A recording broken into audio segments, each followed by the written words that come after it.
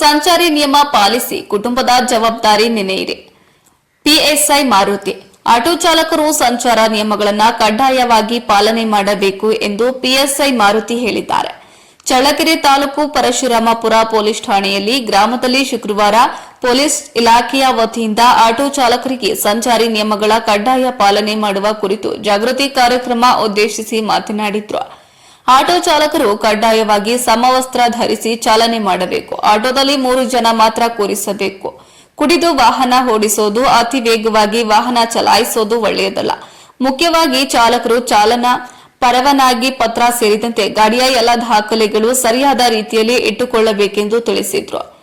ASI Ravi ಮಾತನಾಡಿ, ಶಾಲಾ college, ಕೆಲ ಧಾರ್ಮಿಕ ಕೇಂದ್ರಗಳಲ್ಲಿ ನಿಶಬ್ದದಿಂದ ವಾಹನ ಚಲಾಯಿಸಿ. ಜೊತೆಗೆ ಓವರ್ಟೇಕ್ ಮಾಡುವ ಸಾಹಸಕ್ಕೆ ಹೋಗಬೇಡಿ. ನಿಮ್ಮನ್ನ ನಂಬಿದ ಕುಟುಂಬ ನಿಮ್ಮ ಸುರಕ್ಷತೆಯನ್ನ ಬಯಸುತ್ತದೆ. ಈ ವೇಳೆ ಎಎಸ್ಐ ತಿರಕಪ್ಪ, ಪೊಲೀಸ್ ಮುಖ್ಯಪೇದೆ ಬೇರೆಗಳಾದ ರವಿ, ಏಕಾಂತ, ಶಿವಣ್ಣ ನಾಯ್ಕ ಸೇರಿದಂತೆ ಆಟೋ ಚಾಲಕರು ಉಪಸ್ಥಿತರಿದ್ದರು. ವರದಿ ಮಂಜುನಾಥ್, ಪ್ರಜಾಪವರ್ ಟಿವಿ, ಪರಶುರಾಮಪುರ.